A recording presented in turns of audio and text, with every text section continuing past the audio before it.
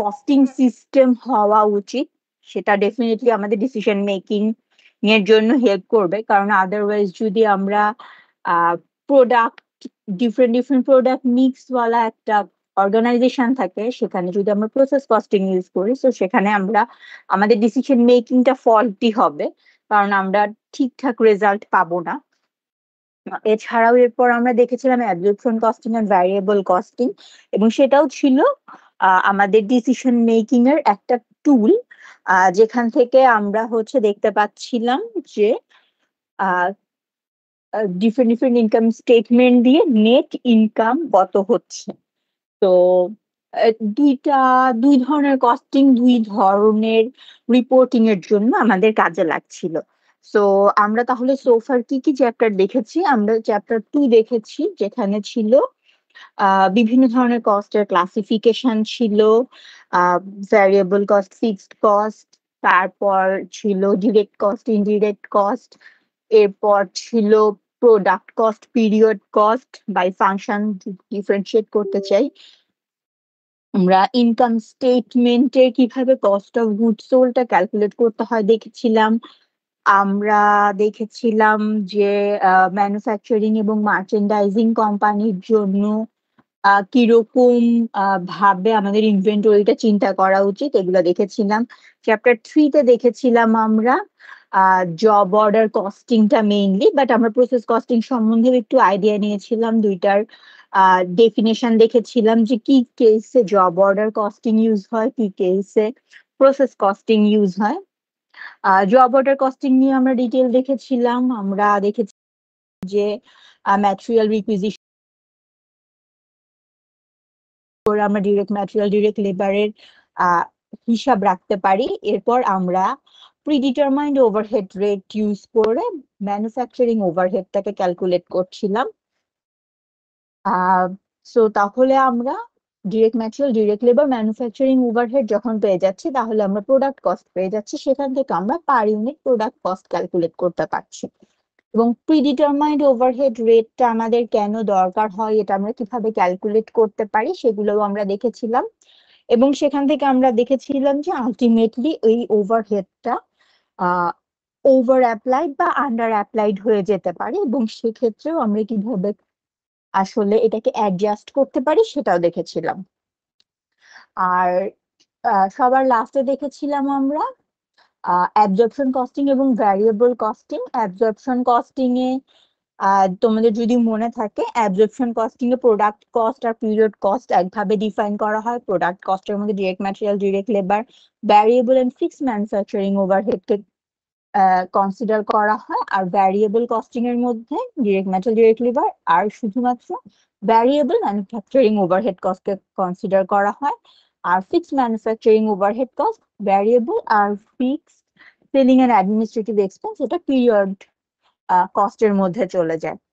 And then absorption costing income statement হিসেবে traditional approach follow করে, আর ভ্যারিয়েবল কস্টিং ইনকাম স্টেটমেন্টের জন্য ফলো করে কন্ট্রিবিউশন অ্যাপ্রোচ। সো যেহেতু দুই ধরনের অ্যাপ্রোচ ফলো করে এবং দুই ভাবে কস্ট, প্রোডাক্ট কস্ট, পিরিয়ড কস্টকে ডিফাইন করে, সো আমরা দেখেছিলাম যে কিছু কিছু কেসে যখন এন্ডিং ইনভেন্টরি থেকে যাচ্ছে বা বিগিনিং ইনভেন্টরি থেকে যাচ্ছে, এইসব কেসে তাদের মধ্যে ইনকামের ডিফারেন্স গুলা কিভাবে হয়।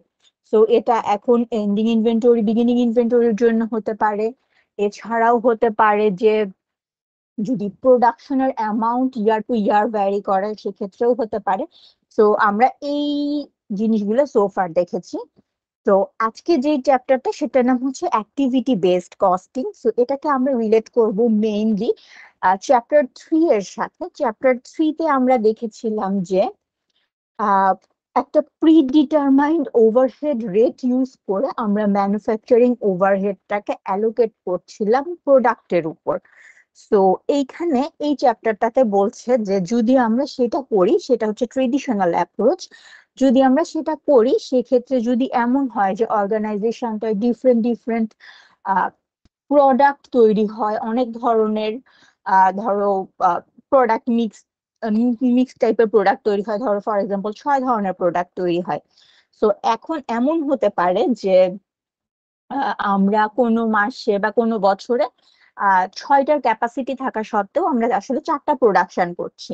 সো তাহলে যেটা হবে যে আমরা তো প্রিডিটারমাইন্ড ওভারহেড রেট ইউজ করতেছি।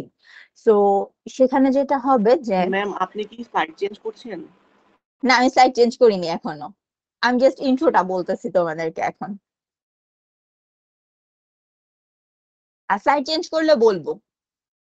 আচ্ছা, সো তাহলে যদি ডিফারেন্ট ডিফারেন্ট প্রোডাক্ট তৈরি হয় এবং সব প্রোডাক্ট হয়তো একই টাইমে প্রোডাকশন হচ্ছে না, তখন এমন সময় এমন অনেক কেসেই হতে পারে যে এস্টিমেটেড যে টোটাল ম্যানুফ্যাকচারিং ওভারহেড, সেখানে আমাদের কিছু আইডল ম্যানুফ্যাকচারিং কস্টও চলে যেতে পারে, যে প্রোডাক্ট গুলো আমরা হয়তো প্রোডাকশনই করছি না, অথবা আমরা ডিফারেন্ট ডিফারেন্ট প্রোডাক্ট প্রোডাকশন করছি কিন্তু আমরা আসলে অ্যালোকেট করে দিচ্ছি সেম অ্যামাউন্ট সব প্রোডাক্টের উপরেই, অথবা আমরা এক একটা প্রোডাক্ট এক এক কোয়ান্টিটিতে তৈরি করছি কিন্তু আমরা আসলে সব প্রোডাক্টের উপর সেম ভাবে অ্যালোকেট করে দিচ্ছি।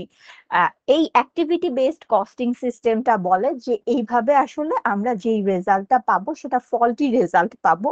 রেদার আমাদের যেটা করা উচিত, যত ধরনের অ্যাক্টিভিটি আছে ম্যানুফ্যাকচারিং ওভারহেডের, সেইগুলাকে আমরা কয়েকটা ভাগে ভাগ করে ফেলি। দেন সেখানে আমরা অ্যাসাইন করি যে কোন প্রোডাক্টের জন্য আসলে কতটুকু ওই ক্যাপাসিটি ইউজ হয়েছে বা ম্যানুফ্যাকচারিং ওভারহেডটা ইউজ হয়েছে। দেন আমরা আসলে ম্যানুফ্যাকচারিং ওভারহেড যদি ক্যালকুলেট করি সেটা মোর অ্যাপ্রোপ্রিয়েট হবে, এবং সেই কনসেপ্ট থেকেই এই অ্যাক্টিভিটি বেসড কস্টিং সিস্টেমটা আসছে। তো এখান থেকে আমাদের লার্নিং অবজেক্টিভ কি কি সেটা দেওয়া আছে। সো আমি শুরুতেই হচ্ছে থিওরিতে না যে একটু ম্যাথে চলে যাব, আমার মনে হয় এটা হলে তোমাদের আসলে বুঝতে সুবিধা হবে, কারণ শুরুতে অনেকগুলো থিওরিটিক্যাল চ্যাপ্টার আছে, আমার মনে হয় তোমরা সেগুলো দেখতে দেখতে বোর হয়ে যাবা এবং আসল জায়গা থেকে তোমাদের কনসেন্ট্রেশন চলে যাবে। তো আমরা যদি একটু ম্যাথে চলে যাই। আচ্ছা, আমি আগে ডিফারেন্স গুলো আগে একটু বলে নিই এই অ্যাক্টিভিটি বেসড কস্টিং আর ট্রেডিশনাল কস্টিং এর মধ্যে। ট্রেডিশনাল কস্টিং এ আমরা অলরেডি জানি যে আমরা একটা প্রিডিটারমাইন্ড ওভারহেড রেট ইউজ করে সব প্রোডাক্টের উপর সেম ভাবে, সেটা আইদার ডিরেক্ট লেবার আওয়ার হতে পারে বা ডিরেক্ট মেশিন আওয়ার হতে পারে, সেটা ইউজ করে আমরা সব প্রোডাক্টের উপর সেম ভাবে ম্যানুফ্যাকচারিং ওভারহেডটাকে অ্যালোকেট করে দিই। কিন্তু এবিসি কস্টিং, যেটা হচ্ছে অ্যাক্টিভিটি বেসড কস্টিং সিস্টেম, সে যেটা করে, ট্রেডিশনাল কস্টিং সিস্টেমটা সব ম্যানুফ্যাকচারিং কস্টকেই ম্যানুফ্যাকচারিং ওভারহেডের মধ্যে নিয়ে নিচ্ছে, কিন্তু এবিসি কস্টিং সিস্টেম যেটা করে সে কিছু নন ম্যানুফ্যাকচারিং কস্টকেও কনসিডার করে প্রোডাক্ট কস্ট হিসেবে, আর কিছু ম্যানুফ্যাকচারিং কস্টকেও কনসিডার করে, বাট সব ম্যানুফ্যাকচারিং কস্টকে আবার কনসিডার করে না। কারণ যেটা বললাম যে এমন হতেই পারে যে আমরা আমাদের অর্গানাইজেশনে 6 ধরনের প্রোডাক্ট তৈরি করার ক্যাপাসিটি আছে, কিন্তু আসলে আমাদের হয়তো কোনো একটা সার্টেন পিরিয়ডে 4টা প্রোডাক্ট তৈরি হচ্ছে। সো ওই আইডল ক্যাপাসিটিটা চালানোর জন্য যে কস্টটা, সেটাকে আমরা যদি ওই 4টা প্রোডাক্টের উপর অ্যালোকেট করে দেই সেটা আসলে অ্যাপ্রোপ্রিয়েট ডিসিশন হবে না। So that's Y ABC costing system কিছু ম্যানুফ্যাকচারিং কস্টেও কনসিডার করে, কিছু নন ম্যানুফ্যাকচারিং কস্টেও কনসিডার করে। এখন তোমরা জিজ্ঞেস করতে পারো কি নন ম্যানুফ্যাকচারিং কস্ট আছে যেটা আসলে প্রোডাক্ট কস্ট হিসেবে কনসিডার করা উচিত। যেমন একটা হতে পারে যে ফর এক্সাম্পল যে শিপিং কস্ট গুলা, প্রোডাকশনের পরে যে প্রোডাক্ট গুলাকে বিভিন্ন ওয়্যার হাউসে পাঠায় দেওয়া হয় বা ডিস্ট্রিবিউটরের কাছে পাঠায় দেওয়া হয়, মোরাললেস এটাকে আমরা সাপ্লাই চেইন কস্ট বলতে পারি। সো এটা তো এই প্রোডাক্টটার জন্যই করা হচ্ছে।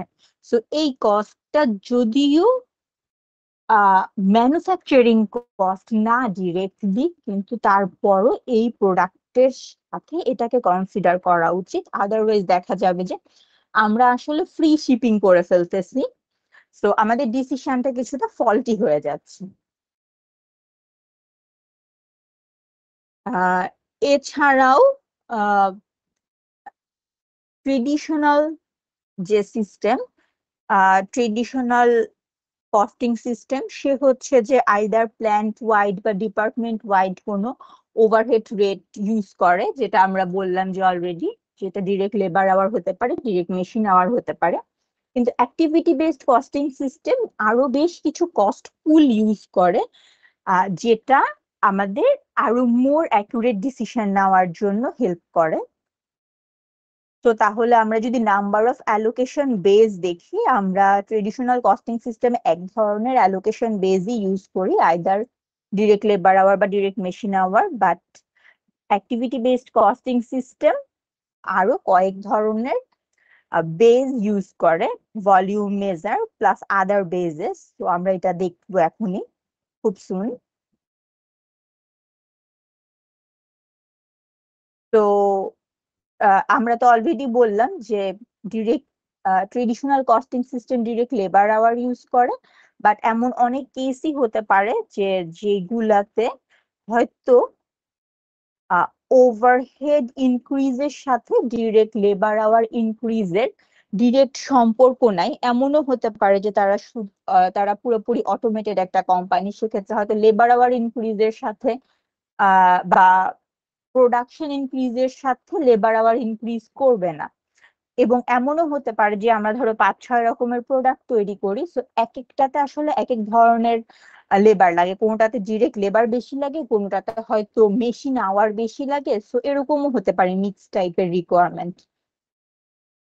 সো এই জন্য বলতেছে যে আহ আমাদের যদি ট্রেডিশনাল সিস্টেমটা ইউজ করতে যাই তাহলে কিছু প্রবলেম আছে, যেমন in many processes overhead is increasing while direct labor is decreasing. So ওভারহেডটা ডিরেক্ট লেবার আওয়ারের সাথে আসলে অ্যাসোসিয়েটেড না, আমরা যেভাবে প্রিডিটারমাইন্ড ওভারহেড রেটটা ইউজ করতেছিলাম।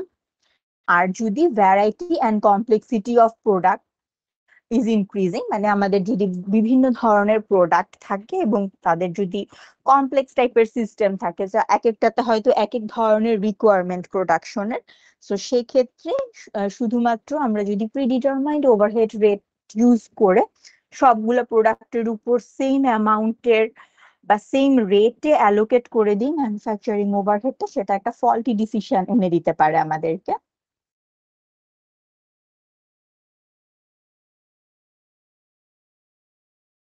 তো এই জন্য যে 5টা ডিফারেন্স দেখতেছি আমরা, এর মধ্যে লাস্ট ওয়ান হচ্ছে predetermined overhead rate is based on budgeted activity. This result is in applying all overhead cost including unused idle capacity cost to product. So predetermined overhead rate আমরা যখন বের করি তখন আমরা একটা estimated total manufacturing overhead calculate করে নিই, যেটা depending on the budgeted activity, যে আমরা বাজেট করছি যে অমুক মাসে এত অ্যামাউন্টের প্রোডাকশন হবে বা এত অ্যামাউন্টের, তাহলে সেক্ষেত্রে ম্যানুফ্যাকচারিং ওভারহেড হতে পারে। বাট সেটার মধ্যে অনেক আনইউজড বা আইডল ক্যাপাসিটি কস্ট ঢুকে যেতে পারে। কিন্তু এবিসি যদি কস্টিং সিস্টেম ইউজ করে, সেখানে products are charged for the cost of capacity they use. So প্রোডাক্টটা অনলি যেই ক্যাপাসিটিতে ইউজ করতেছে সেটার জন্যই চার্জ করা হয়, not for the cost of capacity they don't use. তো এখানে আমরা তাহলে ডিফারেন্সিয়েটও করে ফেলতেছি যে কোন ক্যাপাসিটিটা ইউজ হচ্ছে বা হচ্ছে না। তো আমরা তাহলে মোটামুটি একটু আইডিয়া পেলাম যে কি কি হচ্ছে ডিফারেন্স আমরা ট্রেডিশনাল কস্টিং সিস্টেম থেকে এবিসি কস্টিং সিস্টেমে দেখতে পারি। এখন যদি আমরা সরাসরি আসলে প্রবলেমে চলে যাই, আমার মনে হয় তোমাদের বুঝতে সুবিধা হবে। এরপর আমরা আবার থিওরিতে ব্যাক করবো, তখন তোমরা ভালো করে রিলেট করতে পারবা। বাট প্রবলেমে যাওয়ার আগে আমাদের কয়েকটা টার্মিনোলজি একটু জানা দরকার, না হলে আমরা আসলে বুঝতে পারবো না প্রবলেমে কি বলতেছে। এর মধ্যে একটা হচ্ছে activity. It is any event that causes consumption of overhead resources. তো অ্যাক্টিভিটি বলতে আমরা এইটা বুঝাচ্ছি, অ্যাক্টিভিটি কস্ট পুল। সো অ্যাক্টিভিটি কস্ট পুল বলতে আমরা বুঝাচ্ছি যে it is a bucket in which costs are accumulated that relate to single activity measure in the ABC system. So activity cost pool বলতে আমরা বুঝাচ্ছি যে আমরা এবিসি সিস্টেমে কয়েক ধরনের কস্ট পুলে আসলে ভাগ করব টোটাল ম্যানুফ্যাকচারিং ওভারহেড কস্টকে, এবং বিভিন্ন যে কস্ট গুলা ইনকার্ড হচ্ছে সেগুলাকে আমরা এক একটা পুলে সাম আপ করবো। সো দ্যাটস ওয়াই এটাকে আমরা বাকেট বলতেছি। অ্যাক্টিভিটি মেজার হচ্ছে it is an allocation base in an activity based costing system. It is also defined as cost driver because the activity measure should drive the cost being allocated. So, activity measure বলতেছি যে যে cost পুল গুলাতে ভাগ করলাম, so এক একটা cost পুলের এক এক ধরনের আসলে কস্ট ড্রাইভার থাকবে। আমরা ইভেন্চুয়ালি দেখবো এখনই কস্ট পুল বলতে কি বুঝতেছি, কস্ট ড্রাইভার বলতে কি বুঝতেছি। সো এখন এই কস্ট ড্রাইভারটা দুই ধরনের হতে পারে, একটা হচ্ছে ট্রানজাকশন ড্রাইভার, একটা হচ্ছে ডিউরেশন ড্রাইভার। ট্রানজাকশন ড্রাইভার বলতে বুঝাচ্ছি যে যদি কোনো অ্যাক্টিভিটি এমন থাকে যেটা হচ্ছে যে কতবার হচ্ছে সেটা আমাদের কাউন্ট করতে হয়, সো তাহলে it is simply counts the number of times the activity occur. আর যদি এমন হয় যে অ্যাক্টিভিটি কস্টটা যে কতক্ষণ লাগতেছে সময়টা আমাদেরকে কাউন্ট করতে হচ্ছে, তাহলে it measures the amount of time required to perform the activity.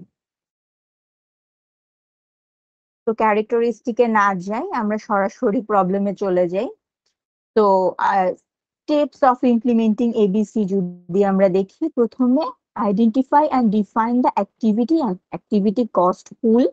এরপর হচ্ছে যে আমরা trace the costs to activities and cost object, assign the cost to activity cost pools, calculate activity rates, assign the cost to cost object, prepare management report. So একবারে বলে ফেললে আসলে কিছুই বুঝবা না, আমরা তাহলে একটা একটা করে স্টেপে যাই।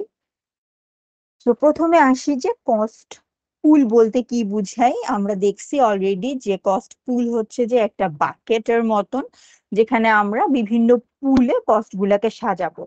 তো অ্যাক্টিভিটি কস্ট পুল যদি আমরা মোস্ট জেনারেলি যেই পুল গুলা ইউজ করি সেটা হচ্ছে একটা ম্যানুফ্যাকচারিং কোম্পানির জন্য এই 5 ধরনের কস্ট পুল ইউজুয়ালি আমরা ইউজ করি। সেটা কি কি?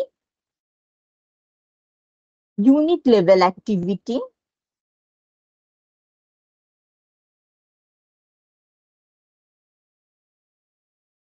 Unit level activity, batch level activity, নামটা শুনে হয়তো কিছুটা বুঝতে পারতেছি, আমরা আরো ডিটেইল দেখব।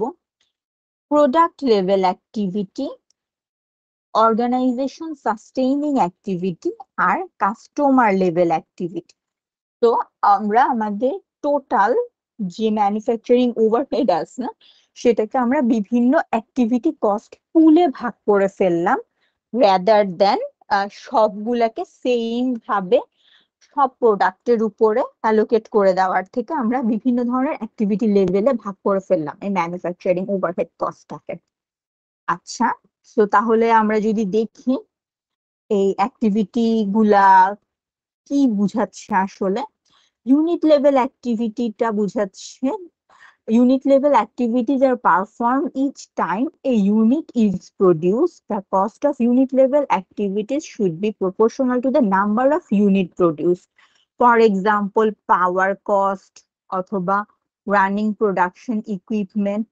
So, unit level activity গুলো এমন অ্যাক্টিভিটি যেটা হবে proportional to the number of unit produced, আর সেটা হতে পারে ফর এক্সাম্পল পাওয়ার কস্ট অথবা রানিং প্রোডাকশন ইকুইপমেন্ট। এরপর আসি আমরা batch level activity. Batch level activities are performed each time a batch is handled or processed. For example, placing purchase order, production setup. For example, আমরা যদি কোনো একটা particular product 200 unit production করব, but ওই particular প্রোডাক্টটার জন্য যে ধরনের set up লাগবে হয়তো ওই ধরনের সেট আপ এখন অলরেডি নাই, সো ওটাকে আমাদের সেট আপ করতে হবে। শিপমেন্ট টু কাস্টমার, সো এই 3 ধরনের কস্ট হচ্ছে ব্যাচ লেভেল অ্যাক্টিভিটি।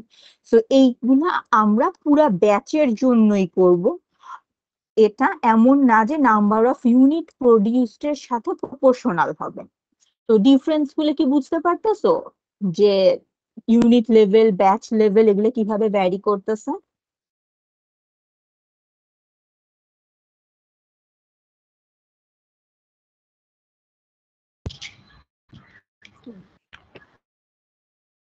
জি জি ম্যাডাম, বুঝতে পারছি। যদি কোথাও কনফিউশন হয় আমাকে কিন্তু থামায় জিজ্ঞেস করতে পারো, ঠিক আছে? আচ্ছা, এরপর আমরা থার্ড ওয়ানে চলে যাই। থার্ড ওয়ান হচ্ছে product level activity. Product level activities relate two specific product, for example designing A product, advertising A product, etcetera. So তার মানে হচ্ছে কি, যদি আমরা 6 ধরনের প্রোডাক্ট প্রোডাকশন করি, তাহলে এমন হতে পারে যে যদি একটা প্রোডাক্ট ডিজাইন করি সেটার জন্য যে পরিমাণ কস্ট লাগবে সেটা শুধু একবারই লাগবে। এইটা রিলেটেড কস্ট আমরা অন্য প্রোডাক্টের উপরেও যেমন অ্যালোকেট করতে পারবো না, তেমনি এটা হচ্ছে যে সব ব্যাচ বা ইউনিটের উপরেও অ্যালোকেট করা যাবে না। আবার অ্যাডভার্টাইজিং এ প্রোডাক্ট, তো আমরা যে কোনো একটা প্রোডাক্টের জন্য যদি অ্যাডভার্টাইজিং করি এবং সেটার কস্ট যদি আমরা ইকুয়ালি সব প্রোডাক্টের উপর দিয়ে দিই, সেটাও ঠিক হবে না। সো তার মানে এই ধরনের কিছু অ্যাক্টিভিটি আছে যেটা হচ্ছে যে অনলি প্রোডাক্ট লেভেলে করা হয়।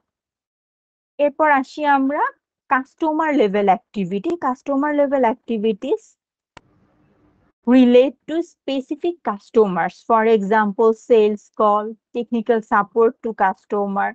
So এই ধরনের যে কাজগুলো করা হয় সেটা হচ্ছে যে কাস্টমার লেভেলে করা হয়। এটা ইউনিট, ব্যাচ বা প্রোডাক্ট লেভেল এগুলো কোনোটার সাথেই যায় না। কোনো যদি একটা প্রোডাক্ট ওয়ারেন্টি পিরিয়ডের মধ্যে কোনো সমস্যা হয়, সো এটার জন্য টেকনিক্যাল সাপোর্ট লাগবে, সেটার জন্য এক্সট্রা কিছু কস্ট যাবে কোম্পানির, বা সেলস কল গুলা যেগুলা করা হয়। তো এগুলো হচ্ছে যে প্রতিটি ইন্ডিভিজুয়াল কাস্টমারের জন্য করা হয়। সো তাহলে আমরা আরেকটা লেভেল পেলাম, unit level, batch level, product level, customer level. আর সবার লাস্টে হচ্ছে অর্গানাইজেশন সাস্টেইনিং অ্যাক্টিভিটিস। এরা হচ্ছে carried out regardless of which customer are served, which products are produced, how many batches are run, or how many units have been produced.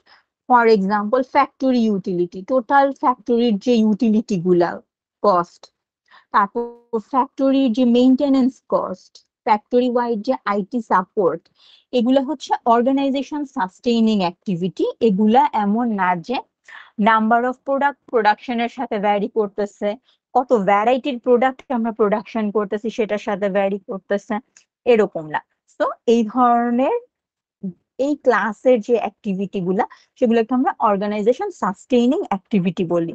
তো তার মানে যতগুলা ম্যানুফ্যাকচারিং ওভারহেড কস্ট পেলাম সেগুলোকে আমরা এরকম স্ট্যান্ডার্ড 5টা অ্যাক্টিভিটি লেভেলে ভাগ করে ফেললাম।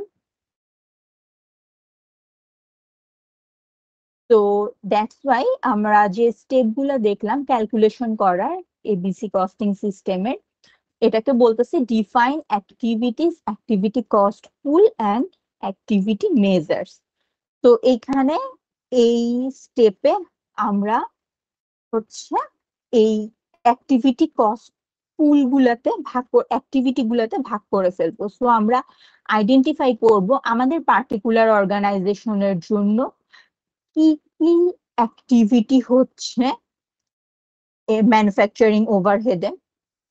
এরপর হচ্ছে আমরা ইন্টারভিউ করব যারা বিভিন্ন ডিপার্টমেন্টে কাজ করে, ওভারহেড ডিপার্টমেন্টে কাজ করে, সেখান থেকে আমরা বের করার চেষ্টা করব যে যতগুলা কাজই হইছে সেগুলা কোন লেভেলে কতটুকু হইছে। So the greater the number of activities, the more accurate the costs are likely to be. So এখানে আমরা অলরেডি 5 ধরনের অ্যাক্টিভিটি লেভেল দেখলাম। তো এখানে বলতেছে যত বেশি অ্যাক্টিভিটি লেভেলে ভাগ করতে পারবো তত অ্যাকিউরেটলি আমরা হচ্ছে কস্ট গুলাকে, ম্যানুফ্যাকচারিং ওভারহেড কস্ট গুলাকে আমরা তত বেশি অ্যাকিউরেটলি এটাকে দেখতে পারবো যে এটা কোন লেভেলে কতটুকু হয়েছে। আর the original lengthy list of activities is usually reduced to a handful by combining similar activities. So আমরা যদি অনেকগুলো লেভেলে ভাগও করি, যে অনেকগুলো অ্যাক্টিভিটি লেভেলে ভাগ করে করে আমরা দেখলাম যে কোন লেভেলে কতটুকু কাজ হয়েছে, কিন্তু আলটিমেটলি আমাদেরকে এই পুরো লিস্টটাকে একটু শর্ট করে ফেলতে হবে বাই কম্বাইনিং সিমিলার অ্যাক্টিভিটিস। কেন? কারণ যত বেশি অ্যাক্টিভিটি রাখবো আমরা, আমাদের ক্যালকুলেশন তত বেশি কমপ্লেক্স হয়ে যাবে। For example, several actions may be involved in handling and moving raw materials. So, from receiving raw materials on the loading dock to storing them to appropriate bins in the storeroom. So, এই সব ধরনের অ্যাক্টিভিটিকে আমরা একসাথে বলতেছি material handling. আর কি আছে? Step 1 A activities should be group together at the appropriate level. Obviously এরপর হচ্ছে batch level activities should not be combined with unit level or product level activities with customer level activities. It is best to combine only those activities that are highly correlated with each other within a level. So আমরা তো প্রথমে অনেকগুলো number of activities এ ভাগ করে ফেলতেছি, দেন দেখতেছি কোন activity কতটুকু পারফর্ম হচ্ছে, দেন তাদেরকে কম্বাইন করতেছি।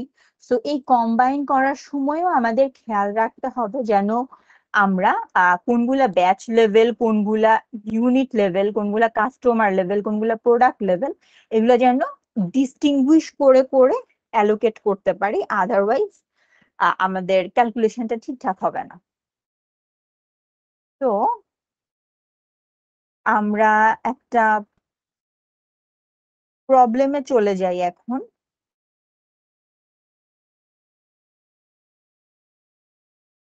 তো এখানে হচ্ছে যে define activities, activity cost pool and activity measure.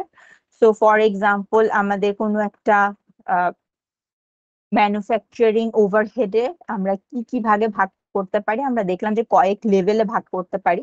So যদি কাস্টমার অর্ডার হয়, সো এটা ডেফিনেটলি ব্যাচ লেভেল অ্যাক্টিভিটি।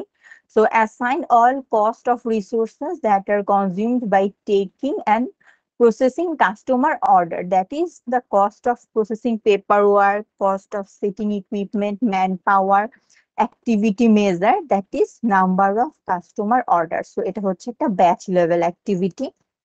এরপর যদি আসে প্রোডাক্ট ডিজাইনস, তো এটা হচ্ছে একটা প্রোডাক্ট লেভেল অ্যাক্টিভিটি, যেটাকে আমরা মেজার করব নাম্বার অফ প্রোডাক্ট ডিজাইন দিয়ে। অর্ডার সাইজ যদি বলা থাকে, তাহলে সেটা হচ্ছে একটা ইউনিট লেভেল অ্যাক্টিভিটি, যেটার অ্যাক্টিভিটি মেজার হবে মেশিন আওয়ার। সো আমরা অ্যাক্টিভিটি দেখলাম এবং অ্যাক্টিভিটি কস্ট পুল গুলা দেখলাম। সো ডিফারেন্ট ডিফারেন্ট পুলে আমরা ভাগ করে ফেলতেছি টোটাল ম্যানুফ্যাকচারিং ওভারহেড কস্টকে, এবং এক একটার অ্যাক্টিভিটি মেজার হচ্ছে এক এক রকম। যেমন কাস্টমার অর্ডারের জন্য আমরা মেজার করি নাম্বার অফ কাস্টমার অর্ডার দিয়ে, প্রোডাক্ট ডিজাইনের জন্য আমরা মেজার করি নাম্বার অফ প্রোডাক্ট ডিজাইন দিয়ে, অর্ডার সাইজের জন্য আমরা মেজার করি মেশিন আওয়ার দিয়ে, কারণ এটা ইউনিট লেভেল অ্যাক্টিভিটি। এরপর যদি আসি কাস্টমার রিলেশন, এটা হচ্ছে একটা কাস্টমার লেভেল অ্যাক্টিভিটি এবং এটাকে মেজার করি আমরা number of total active customer দিয়ে।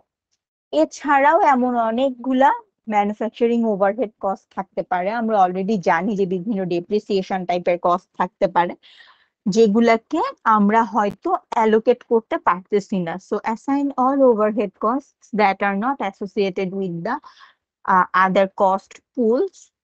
These costs are mainly organization sustaining cost. তো যেগুলাকে আমরা ভাগ করতে পারতেছি না বা ডিফাইন করতে পারতেছি না যেগুলো কোন কস্ট পুলের আন্ডারে পড়তেছে, সেটাকে আমরা আদার হিসেবে রেখে দিচ্ছি এবং এগুলোকে আমরা ধরে নিচ্ছি এগুলো হচ্ছে organisation sustaining cost.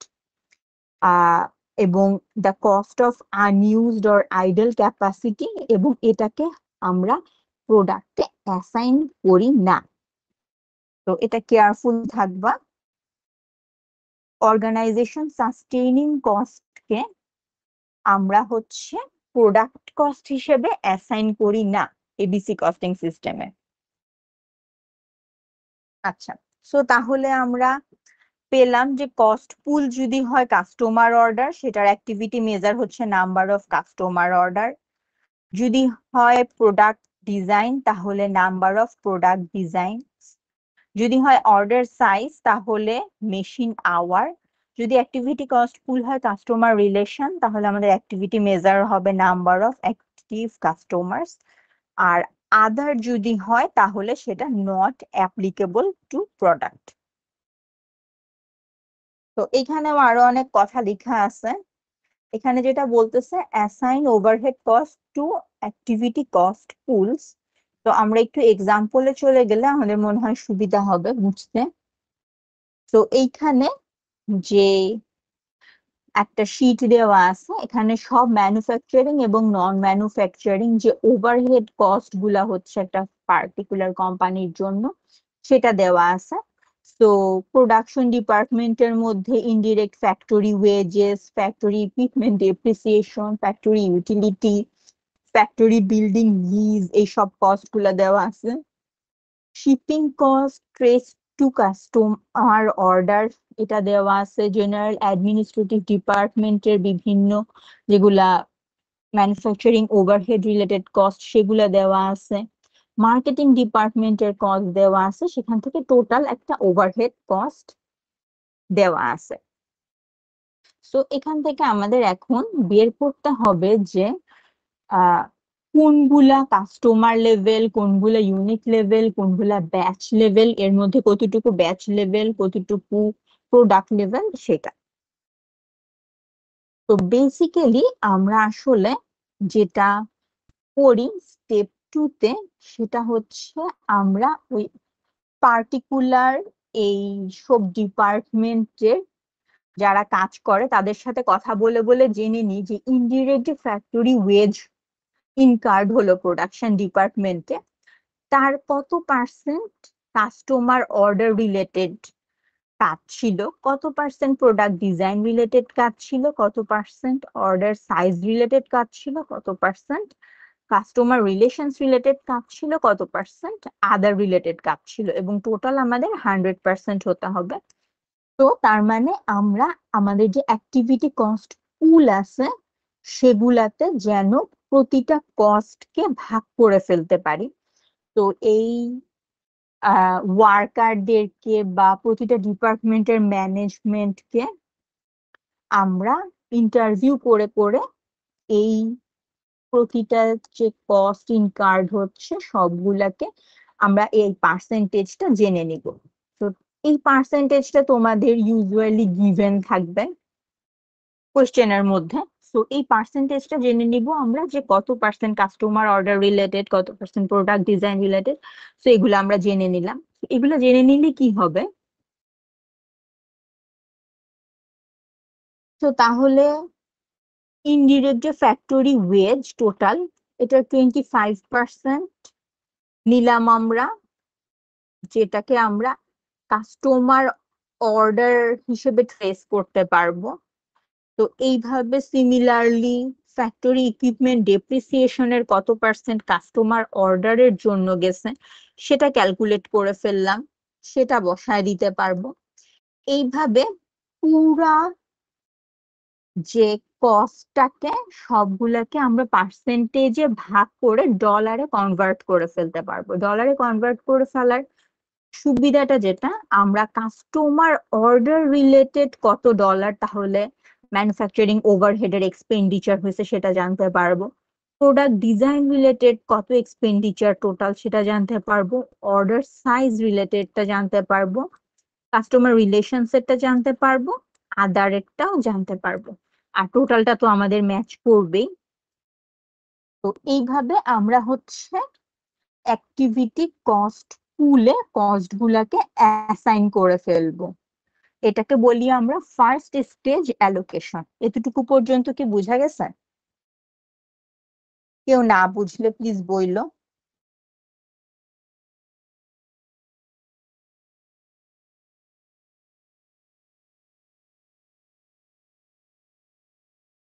Yes ma'am, বুঝা গেছে। ঠিক আছে, তাহলে আমি পরের স্লাইডে যাচ্ছি। এখন বলতেছি যে স্টেপ 3, ক্যালকুলেট অ্যাক্টিভিটি রেটস। তো আমরা এখন অ্যাক্টিভিটি রেট ক্যালকুলেট করব। আমরা অলরেডি জানি যে অ্যাক্টিভিটি রেটটা আমরা হচ্ছে কস্ট পুল কি ধরনের হলে অ্যাক্টিভিটি মেজার কি হবে সেটা জানি আমরা। তো তাহলে যদি number of cost pool customer অর্ডারের কত টাকা খরচ হয়েছে সেটা জানি, আর নাম্বার অফ কাস্টমার অর্ডার জানি, সেখান থেকে আমরা রেটটা বের করে ফেলতে পারবো। দেখি তাহলে আমরা কিভাবে করি।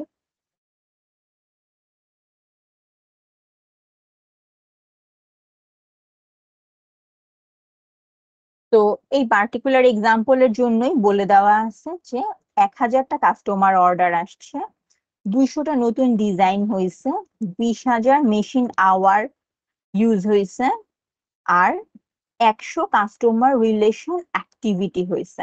তো আমরা এখন এটাকে অ্যাক্টিভিটি রেটে ভাগ করতে চাই। কি করব, এই যে কাস্টমারের অর্ডার, প্রোডাক্ট ডিজাইন, এগুলোর যে কস্ট গুলা আমরা পেলাম ফার্স্ট স্টেজ অ্যালোকেশন থেকে, এই যে এখান থেকে যে কস্ট গুলা পেলাম,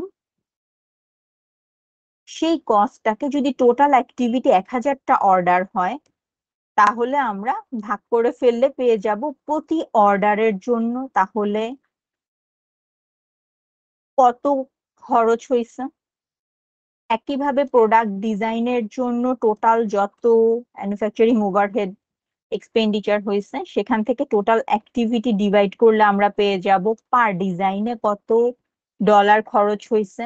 একইভাবে এটা আমরা অর্ডার সাইজের জন্য বের করতে পারবো, কাস্টমার রিলেশনস এর জন্য বের করতে পারবো, আর আদারটা যেহেতু not applicable to product cost, তো এটা এভাবে নট অ্যাপ্লিকেবল লিখে দিব।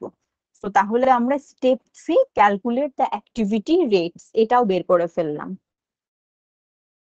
এবং সো ফার যা যা দেখলাম আমরা, তোমাদের যে কোনো একটা প্রবলেম দিই এই ইনফরমেশন গুলো দেওয়া থাকবে। সো এই সব ইনফরমেশন দেওয়া থাকবে, এইরকম পার্সেন্টেজ গুলা দেওয়া থাকবে। তোমাদের যেটা করতে হবে জাস্ট পার্সেন্টেজে ভাগ করে করে এটাকে কস্টে কনভার্ট করবা, করে তাহলে তোমরা বের করতে পারবা টোটাল কাস্টমার অর্ডার রিলেটেড কত cost, total product design related কত কস্ট। ম্যাথ গুলা কমপ্লেক্স না, জাস্ট একটু সময় হয়তো বেশি লাগতে পারে কারণ অনেকগুলা ইউনিট তোমাদেরকে ক্যালকুলেট করতে হবে, দ্যাটস ইট। এরপরে তোমরা যখন প্রতিটার কতটা করে কাজ হইছে প্রতিটা লেভেলে সেটা জানলা, সেখান থেকে তোমরা ইজিলি রেটটাও বের করে ফেলতে পারবে। তো আমরা তাহলে 3টে স্টেপ দেখে ফেললাম। এখন যদি আমরা আসি যে এই পার্টিকুলার কোম্পানির জন্য আমরা জানি যে already direct material, direct labour, shipping cost, এই ধরনের কস্ট গুলাকে ডিরেক্টলি ট্রেস করা যায়। এবং আমরা অলরেডি জানি যে শিপিং কস্ট যেটা, সেটাকে এবিসি কস্টিং সিস্টেমে আমরা প্রোডাক্ট কস্টের সাথে অ্যাড করে ফেলি। সো কস্ট অবজেক্টে আমরা এই ডিরেক্ট ম্যাটেরিয়াল, ডিরেক্ট লেবার আর শিপিং কস্ট ইজিলি ট্রেস করতে পারবো। কিন্তু ওভারহেড কস্ট গুলাকে কি করব, সেগুলোকে আমরা যে ফার্স্ট স্টেজ অ্যালোকেশন করব। ফার্স্ট স্টেজ অ্যালোকেশন করে আমরা অলরেডি টোটাল অর্ডার সাইজের কত কস্ট হয়েছে, টোটাল কাস্টমার অর্ডারের কত কস্ট হয়েছে, প্রোডাক্ট ডিজাইন রিলেটেড কত কস্ট হয়েছে, কাস্টমার রিলেশন রিলেটেড কত কস্ট হয়েছে, আদার কত কস্ট হয়েছে, সেগুলাকেও আমরা অ্যালোকেট করে ফেলছি এই যে এইখানে। সো এইটাকে আমরা বলছি যে ফার্স্ট স্টেজ অ্যালোকেশন। তো তোমাদেরকে যদি এই ইনফরমেশন গুলো দিয়ে বলে যে ফার্স্ট স্টেজ অ্যালোকেশন করো, তাহলে জাস্ট এতটুকু করে টোটাল কস্টটা বের করলেই হবে। এরপর আসি second stage allocation. Second stage allocation হচ্ছে order size dollar per machine hour. তো আমরা কত মেশিন আওয়ার ইউজড হইছে সেটা যদি জানি, তখন আমরা ওইটাকে যখন অ্যাক্টিভিটি রেটে ভাগ করে ফেলতেছি তখন আমরা dollar per machine hour, dollar per order, dollar per design, dollar per customer এই ইউনিটে ভাগ করে ফেলতে পারতেছি, যেটা আমরা অ্যাক্টিভিটি রেটে ভাগ করলাম। সো এই অ্যাক্টিভিটি রেটে ভাগ করাটাকে আমরা বলতেছি সেকেন্ড স্টেজ অ্যালোকেশন। তো এই টার্ম দুইটা মনে রাখবা, এই দুইটা ম্যাথে ইউজ হয় প্রচুর। তো আমরা তোমাদেরকে বেশ কিছু ইনফরমেশন দিয়ে আইদার বলতে পারি ফার্স্ট স্টেজ অ্যালোকেশন করো, অথবা অলরেডি ফার্স্ট স্টেজ অ্যালোকেশন করে দিয়ে এডিশনাল ইনফরমেশন দিয়ে বলতে পারি যে এটা সেকেন্ড স্টেজ অ্যালোকেশন করো। আর আদার যেটা, সেটা যেহেতু not applicable to product cost, সেটা চলে যাচ্ছে আনঅ্যালোকেটেড এর মধ্যে, কারণ এটা আমরা অ্যালোকেট করতেছি না প্রোডাক্ট কস্ট হিসেবে। তো এরপর আসি step 4, assigning overhead cost to cost object. তো এখন এই স্টেজে আমরা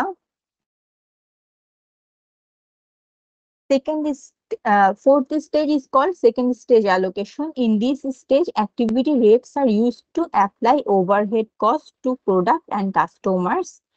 After completing the second stage allocation, management reports can be prepared for taking decision about costing. So আমরা যদি দেখি,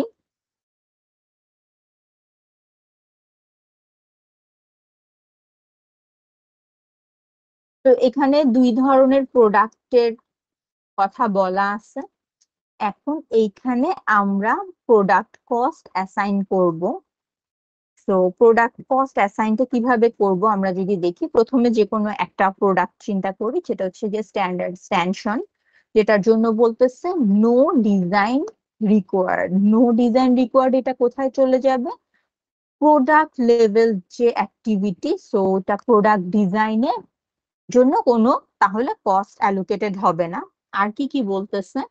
বলতেছে যে 400 ইউনিট অর্ডার করা হয়েছে দুইটা সেপারেট অর্ডারে। each extension required 0.5 machine hour. Selling price বলে দেওয়া আছে, ডিরেক্ট ম্যাটেরিয়াল কস্ট কত আসছে সেটা বলে দেওয়া আছে, ডিরেক্ট লেবার কস্ট বলে দেওয়া আছে, শিপিং কস্ট বলে দেওয়া আছে। তো তাহলে এখন আমরা বের করব যে overhead cost for the standard stanchion.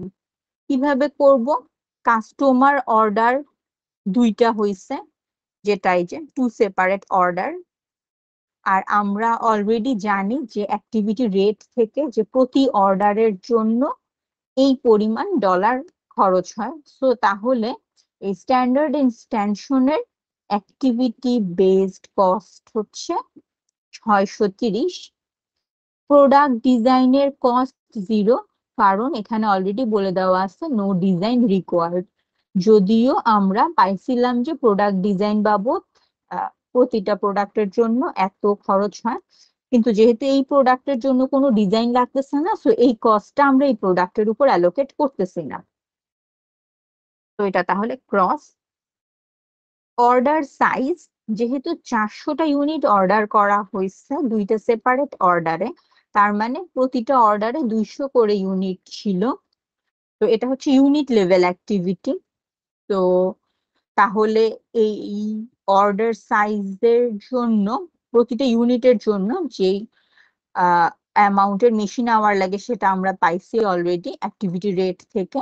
আর যদি আমরা 200 দিয়ে মাল্টিপ্লাই করে দিই, তাহলে আমরা অর্ডার সাইজ রিলেটেড যে অ্যাক্টিভিটি কস্ট সেটা পেয়ে যাব।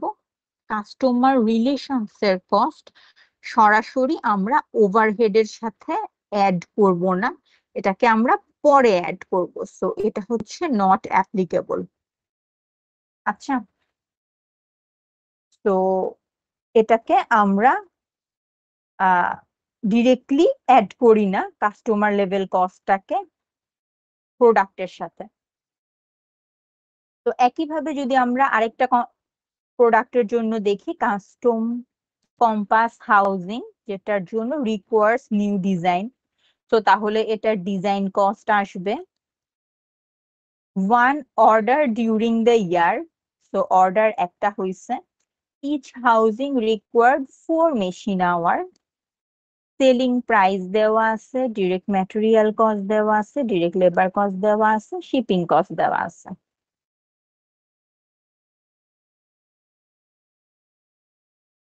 তো তাহলে আমরা যদি এখন দেখি, customer order related activity rate আমরা অলরেডি জানি, এবং বলা আছে যে একটা অর্ডার দেওয়া হয়েছে during the year, so multiplied by 1। যেহেতু এই প্রোডাক্টের রিকোয়ার্স নিউ ডিজাইন, সো এটাও অ্যাক্টিভিটি রেটটা মাল্টিপ্লাইড বাই 1। অর্ডার সাইজ 4 কেন? কারণ আমাদের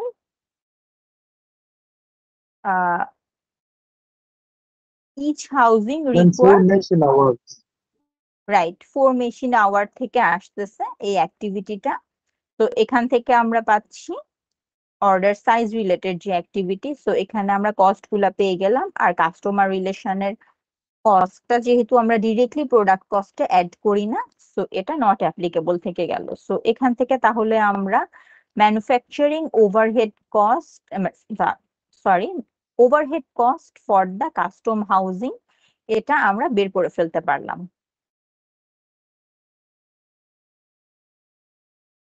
তো এই পর্যন্ত কি মোটামুটি ক্লিয়ার সবার? ম্যাম অর্ডার সাইজের এখানে আমরা কেন 4 দিলাম, মানে এখানে কেন আমরা হচ্ছে আওয়ারটাকে কনসিডার করলাম? অর্ডার সাইজের এখানে কেন আওয়ারটাকে কনসিডার করলাম? কারণ আমাদের অর্ডার সাইজ হচ্ছে একটা ইউনিট লেভেল অ্যাক্টিভিটি।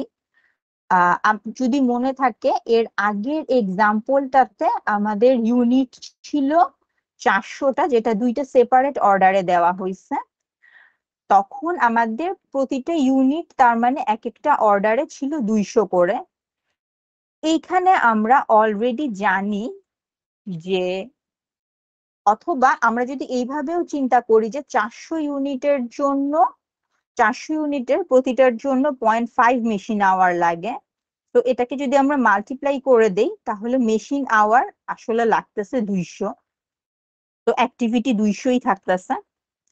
কিন্তু কাস্টম হাউজিং এর জন্য অর্ডার হচ্ছে একটা, সো 4 মেশিন আওয়ার লাগে এই একটা তৈরি করতে, এবং সো দ্যাটস ওয়াই এই 4 মেশিন আওয়ার দিয়ে আমরা মাল্টিপ্লাই করতেছি।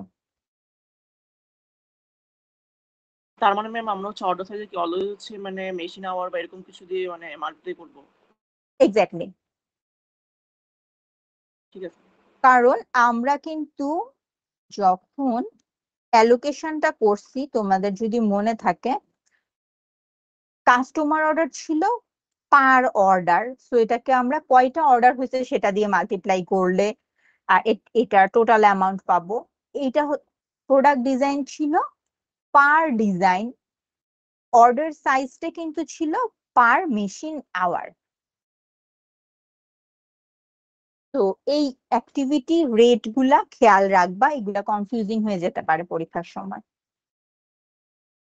আর অ্যাক্টিভিটি থেকে তো আমরা অলরেডি জানি ইউনিটটা কি হবে, এটা হচ্ছে ডলার অ্যামাউন্ট। সো ডলার অ্যামাউন্টকে যদি আমরা ডিভাইড করি তাহলে dollar per order, dollar per design, dollar per machine hour, এইভাবে আসতেছে। তো মেশিন আওয়ারটাকে খুঁজে বের করবা।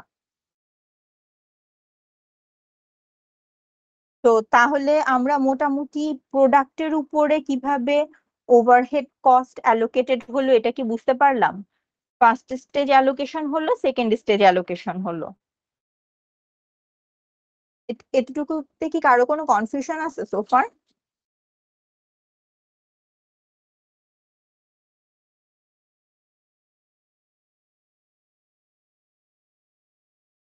ঠিক আছে, হোপফুলি নাই। আচ্ছা, আমি এখন একটা 5 মিনিটের ব্রেক দিই তোমাদেরকে, এরপর আবার স্টার্ট করতেছি ক্লাসটা, ঠিক আছে? আমাদের মোটামুটি আজকে এই চ্যাপ্টারটা শেষ হয়ে যাবে।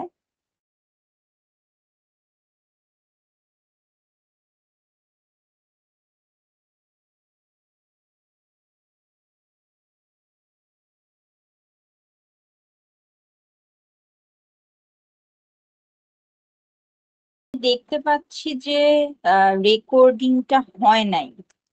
তো এখন নোটিফিকেশন দেখাচ্ছে যে রেকর্ডিংটা হয়তো কোনো একটা জায়গায় অফ হয়ে গেছে বা সামথিং। আমি আবার রেকর্ডিং এ দিচ্ছি, দেখা যাক এখন হয় নাকি।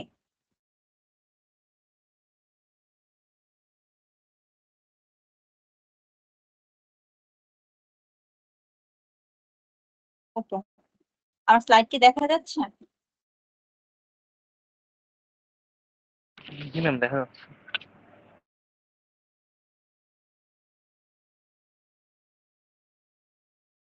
হ্যালো, দেখা যাচ্ছে ম্যাম। দেখা যাচ্ছে।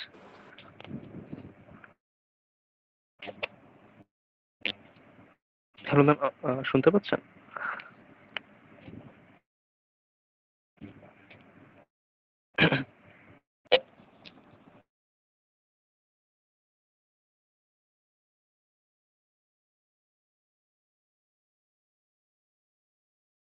আমার স্লাইড কি দেখা যাচ্ছে? জি ম্যাম, দেখা যাচ্ছে ম্যাম। জি ম্যাম। ঠিক আছে, থ্যাংক ইউ।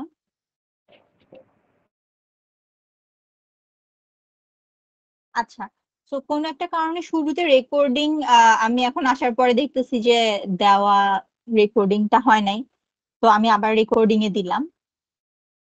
তো দেখা যাক কতটুকু আসলে রেকর্ডিং হয়েছে। তো আমরা অ্যাক্টিভিটি বেসড কস্টিং সিস্টেমটা কি এটা দেখলাম, অ্যাক্টিভিটি বেসড কস্টিং সিস্টেমটা কিভাবে ইমপ্লিমেন্ট করে সেটা দেখলাম। অ্যাক্টিভিটি বেসড কস্টে আমরা প্রথমে কস্টিং সিস্টেমে আমরা প্রথমে অ্যাক্টিভিটি বেসড কস্ট পুলের কস্ট গুলোকে ভাগ করে নেই, দেন ওই প্রতিটা পুলের যে স্পেসিফিক রেট সেই রেট দিয়ে ভাগ করে আমরা হচ্ছে অ্যাক্টিভিটি রেট বের করি, দেন আমরা অ্যাকচুয়াল যে অ্যাক্টিভিটিটা হচ্ছে সেটা দিয়ে মাল্টিপ্লাই করে করে প্রতিটা প্রোডাক্টের জন্য এই এবিসি কস্টটা ক্যালকুলেট করি। তো এটা আমরা দেখে ফেললাম। তো এরপরে যেটা করি, প্রিপেয়ার ম্যানেজমেন্ট রিপোর্ট। রিপোর্টটা হচ্ছে এই ডেটাটা ইউজ করে আমরা প্রোডাক্ট অ্যান্ড কাস্টমার প্রফিটেবিলিটি রিপোর্টটাকে প্রিপেয়ার করি। সো এই রিপোর্টটা কি? Product and customer profitability report. আমরা এখন দুই ধরনের রিপোর্ট প্রিপেয়ার করব। একটাকে বলতেছি প্রোডাক্ট মার্জিন বের করব, আরেকটা হচ্ছে কাস্টমার মার্জিন বের করব। সো আমাদেরকে যদি ইনফরমেশন গুলো দিয়ে বলা হয় যে অমুক প্রোডাক্টের জন্য কাস্টমার মার্জিন বের করো বা কাস্টমার প্রফিটেবিলিটি অ্যানালাইসিস করো, তাহলে এই কাস্টমার মার্জিন পর্যন্ত বের করতে হবে। সো কিভাবে করব সেটা একটু দেখি। তো আমাদের ওই দুইটা প্রোডাক্টে চলে যায়, স্ট্যান্ডার্ড স্ট্যানশন আর custom compass housing. So sales এর একটা অ্যামাউন্ট এখানে দেওয়া আছে, এই অ্যামাউন্টটা আমরা কোথা থেকে পাচ্ছি যদি দেখি। আমাদের বলা ছিল সেলিং প্রাইস এত, আর কতটা ইউনিট অর্ডার হয়েছে সেটা বলা ছিল। তো সেখান থেকে আমরা এই সেলস এর অ্যামাউন্টটা বের করে ফেলতে পারবো। এরপর তোমাদের যদি মনে থাকে, ডিরেক্ট ম্যাটেরিয়াল, ডিরেক্ট লেবার আর শিপিং কস্টটা দেওয়া ছিল। তো direct material, direct labour, shipping cost, তারপরে আসতেছে এখন কাস্টমার অর্ডারের যে কস্টটা, সেটা যেটাকে আমরা এইখানে অ্যালোকেট করি নাই। পার কাস্টমারের জন্য কতটা, কাস্টমার রিলেশনের জন্য যে কস্টটা হয় সেটাকে আমরা ওভারহেড কস্ট হিসেবে অ্যালোকেট করি নাই, কিন্তু যখন আমরা প্রোডাক্ট মার্জিন বের করতে যাব তখন এটাকে ইউজ করব আমরা কাস্টমার অর্ডারের কস্টটাকে। প্রোডাক্ট ডিজাইন যেহেতু স্ট্যান্ডার্ড এক্সটেনশনের জন্য ছিল না, তো এটা নাই। অর্ডার সাইজের জন্য যে কস্টটা ছিল 3800, সেটাকে আমরা ইউজ করলাম। সো তাহলে সেলস থেকে কস্ট গুলা মাইনাস করে আমরা পাচ্ছি যে অ্যামাউন্টটা, সেটাকে বলতেছি আমরা প্রোডাক্ট মার্জিন। একইভাবে যদি কাস্টম কম্পাস হাউজিং এর জন্য দেখি, সেলস এর অ্যামাউন্ট বলতেছে 650, এটা কোথা থেকে পাচ্ছি? সেলিং প্রাইস হচ্ছে $650 ইচ। আবার একইভাবে ডিরেক্ট ম্যাটেরিয়াল, ডিরেক্ট লেবার আর শিপিং কস্ট দেওয়া ছিল, তাহলে এটা কিভাবে ইউজ হচ্ছে? Direct material, direct labour, shipping cost, customer অর্ডারের যে কস্টটা বের করছিলাম আমরা, প্রোডাক্ট ডিজাইনের কস্ট এখানে আসতেছিল, অর্ডার সাইজের কস্টটা। তো সবগুলো চলে আসলো এখানে, কস্ট গুলাকে মাইনাস করে দিয়ে আমরা পাচ্ছি এখানে প্রোডাক্ট মার্জিন। তো দেখতেই পাচ্ছি যে স্ট্যান্ডার্ড এক্সটেনশনের প্রোডাক্ট মার্জিন পজিটিভ একটা ভ্যালু, আর কাস্টম কম্পাস হাউজিং এর প্রোডাক্ট মার্জিন হচ্ছে নেগেটিভ একটা ভ্যালু। তো যদি বলা হয় কোয়েশ্চেনে যে প্রোডাক্ট মার্জিন বের করো, তাহলে প্রোডাক্ট মার্জিন পর্যন্ত বের করবা। আর যদি বলা হয় কাস্টমার মার্জিন বের করো বা কাস্টমার প্রফিটেবিলিটি অ্যানালাইসিস করো, তাহলে কাস্টমার প্রফিটেবিলিটি এতটুকু পর্যন্ত করতে হবে। এখানে কি করতেছি, এখানে আমরা প্রোডাক্ট মার্জিন গুলাকে সাম করতেছি দুইটা কোম্পানি, মানে দুই ধরনের প্রোডাক্টের জন্য। কোম্পানিটা সেম, প্রোডাক্ট দুইটা দুই ধরনের। সো এখান থেকে আমরা টোটাল প্রোডাক্ট মার্জিন পাচ্ছি। এখান থেকে আমরা মাইনাস করব কাস্টমার রিলেশনস এর অ্যামাউন্টটা, তাহলে যেইটা থাকবে সেইটাকে বলতেছি আমরা কাস্টমার মার্জিন। তো এই হচ্ছে কাস্টমার প্রফিটেবিলিটি অ্যানালাইসিস। তো অথবা ম্যানেজমেন্ট রিপোর্ট পর্যন্ত যে 5টা স্টেপ আমরা দেখছিলাম সেই বিসি কস্টিং ইমপ্লিমেন্টের জন্য লাগে। তো এটা হচ্ছে লাস্ট স্টেজ, যেখানে আমরা কাস্টমার প্রফিটেবিলিটি অ্যানালাইসিস করব। তো এটাকে যদি আমরা ট্রেডিশনাল কস্টিং সিস্টেমে একটু দেখতে যাই, যে ট্রেডিশনাল কস্টিং সিস্টেম যদি আমরা ইউজ করতাম তাহলে কি হতো, তাহলেও একইভাবে আমরা সেলস বের করতে পারতাম স্ট্যান্ডার্ড এক্সটেনশন আর কাস্টম হাউজিং এর জন্য। সেখান থেকে আমরা ডিরেক্ট ম্যাটেরিয়াল, ডিরেক্ট লেবার আর ম্যানুফ্যাকচারিং ওভারহেড মাইনাস করতাম। কিভাবে? ম্যানুফ্যাকচারিং ওভারহেড এখানে আমরা বের করতেছি একটা প্রিডিটারমাইন্ড ওভারহেড রেট ইউজ করে, আর একটা estimated total machine hour use করে আমরা পাচ্ছি একটা প্রিডিটারমাইন্ড ওভারহেড রেট। এই প্রিডিটারমাইন্ড ওভারহেড রেটকে আমরা unit multiplied by machine hour দিয়ে যদি মাল্টিপ্লাই করি, তাহলে আমরা এই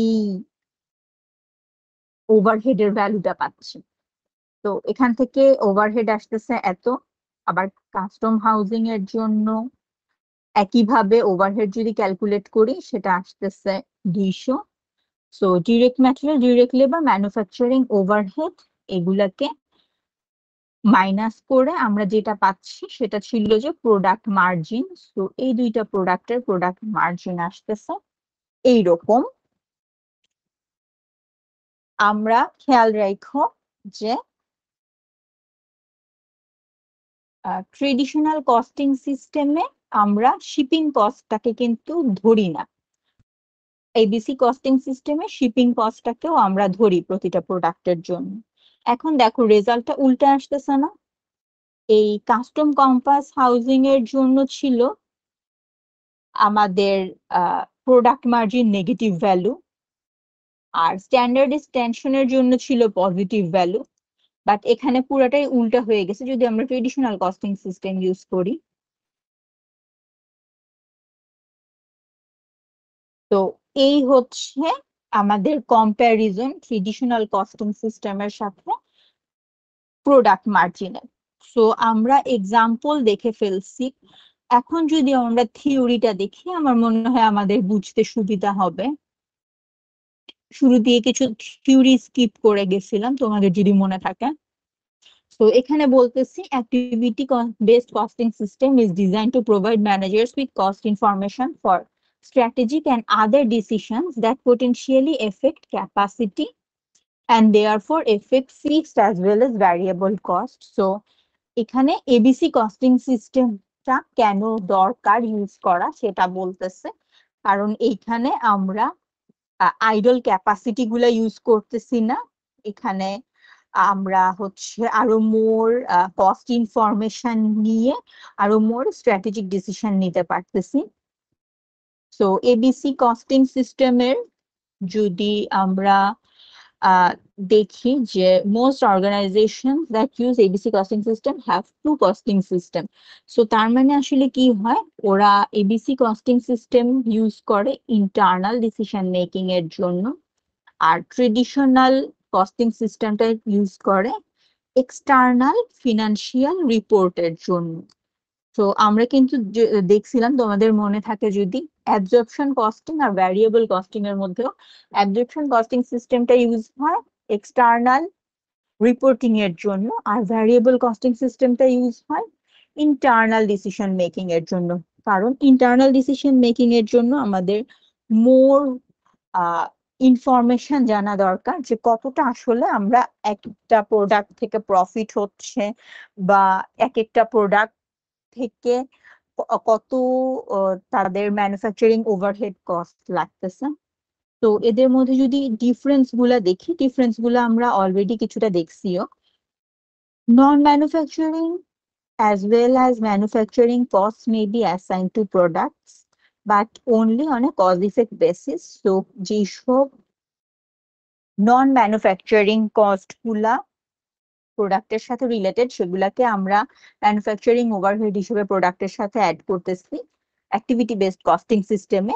আবার যে ম্যানুফ্যাকচারিং কস্ট গুলা ওই প্রোডাক্টের সাথে রিলেটেড, এমন না যে অন্য প্রোডাক্টের আইডল কস্ট, সেগুলাকে শুধু আমরা অ্যাড করতেছি। কিন্তু যদি মনে থাকে তোমাদের, ট্রেডিশনাল কস্টিং সিস্টেমে সব ম্যানুফ্যাকচারিং কস্টকেই আমরা ম্যানুফ্যাকচারিং ওভারহেড হিসেবে ধরতাম। তো এটা আমরা অলরেডি দেখছি এখানে, যে ট্রেডিশনাল কস্টিং সিস্টেমে সব ম্যানুফ্যাকচারিং ওভারহেড কস্ট ধরতেছি, আর এবিসি কস্টিং সিস্টেমে কিছু ম্যানুফ্যাকচারিং ওভারহেড আর কিছু নন ম্যানুফ্যাকচারিং কস্টকে আমরা প্রোডাক্ট কস্ট হিসেবে ধরতেছি। Some manufacturing cost may be excluded from product, already আমরা জানি কিছু ম্যানুফ্যাকচারিং কস্টকে আমরা প্রোডাক্ট থেকে এক্সক্লুড করে দিই। Numerous overhead cost pools are used, আমরা অলরেডি দেখছি যে বিভিন্ন ধরনের কস্ট পুল আমরা ইউজ করি এবিসি কস্টিং সিস্টেমে, each of which is allocated to product and other cost object using its own unique measure of activity. So এটা আমরা অলরেডি ম্যাথে দেখে ফেলছি ম্যাথমেটিক্যাল প্রবলেম করার সময়। আর শুরুতেই আমরা এবিসি কস্টিং সিস্টেম আর ট্রেডিশনাল কস্টিং সিস্টেমের এই ডিফারেন্স গুলাও দেখে নিছিলাম, বেসিক ডিফারেন্স গুলা। তো এগুলা যদি স্কিপ করে যাই, so non manufacturing costs and ABC. In traditional cost accounting, only manufacturing costs are assigned to product. So, selling and administrative expense that are treated as period expense, not assigned to product, but expenses like commissions paid to salespersons, retailers, shipping cost, warranty repair cost, এগুলাকে কিন্তু specific প্রোডাক্টের জন্য trace করা possible, যেটা আমরা ABC costing সিস্টেমে করতেছি। যে শিপিং কস্ট এবং আদার যে সব সেলিং এন্ড অ্যাডমিনিস্ট্রেটিভ এক্সপেন্স যেগুলা প্রোডাক্টের সাথে রিলেটেড, সেগুলাকে আমরা প্রোডাক্টের সাথেই অ্যাসাইন করে দিচ্ছি। In ABC products are assigned both manufacturing and non manufacturing cost. আমরা তো এটা অলরেডি দেখলাম, প্রোডাক্টের মধ্যে আমরা বোথ ম্যানুফ্যাকচারিং ও নন ম্যানুফ্যাকচারিং ওভারহেড কস্টকে কনসিডার করি। Not just manufacturing cost, the entire cost of product is determined in ABC. So এখানে আসলে আমরা শুধু ম্যানুফ্যাকচারিং কস্টকেই কনসিডার করি না এবিসি কস্টিং সিস্টেমে, আমরা বরং এন্টায়ার কস্ট অফ প্রোডাক্টটাকেই কনসিডার করি, যে এন্টায়ার ওভারহেড যেটা খরচ হলো এই একটা পার্টিকুলার প্রোডাক্ট প্রোডাকশনের জন্য। আর ম্যানুফ্যাকচারিং কস্ট এন্ড এবিসি যদি দেখি, in traditional cost accounting all manufacturing costs are assigned to product, জানি আমরা already, even manufacturing cost that are not caused by product. In ABC all types of manufacturing costs are not assigned to product. So এই information গুলো আমরা already জানি। Manufacturing overhead costs such as plant security guard wages, plant managers, controllers' salary, supplies for plant managers, associates, etc., are not assigned to product. These are organization sustaining cost and are treated as period cost. So, ABC costing system এই যে ধরনের cost গুলা, প্ল্যান্টের security guard, wedge, যে cost গুলা হচ্ছে organisation sustaining activity, সেগুলো আমরা অলরেডি দেখলাম যে এগুলাকে আমরা প্রোডাক্ট কস্ট হিসেবে অ্যাসাইন করি না, এগুলাকে আমরা পিরিয়ড কস্ট হিসেবে ফেলে দেই, যেগুলা organization sustaining cost. In ABC, products are only charged for costs of the capacity they used.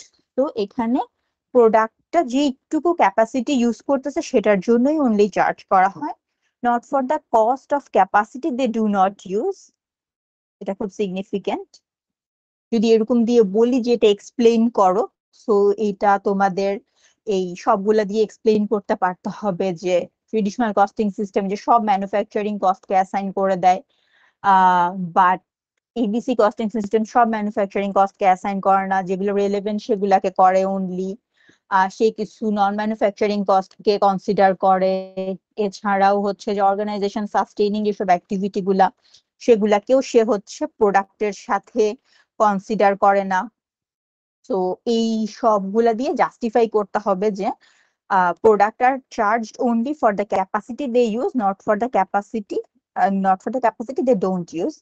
That means the cost of idle capacity is not assigned to product. So এটাও আমরা already জানি। Sorry, এছাড়াও আমরা already জানি যে traditionally plant wide একটা overhead cost পুল থাকে, যেখানে আমরা সব ডিপার্টমেন্টের কস্টকে জমা করি এবং এটা আমরা প্রোডাক্টের উপর ইভেনলি ডিস্ট্রিবিউট করে দিই। বাট এবিসি কস্টিং সিস্টেমে প্রোডাক্টের উপর ইভেনলি ডিস্ট্রিবিউট করে দিই ডিরেক্ট লেবার আওয়ার ইউজ করে ইউজুয়ালি। বাট আমরা এবিসি কস্টিং সিস্টেমে কস্ট পুল ইউজ করি, অ্যালোকেশন বেস ইউজ করি, দেন সেখান থেকে আমরা বিভিন্ন কস্ট পুলে কস্ট গুলাকে ভাগ করে দিই।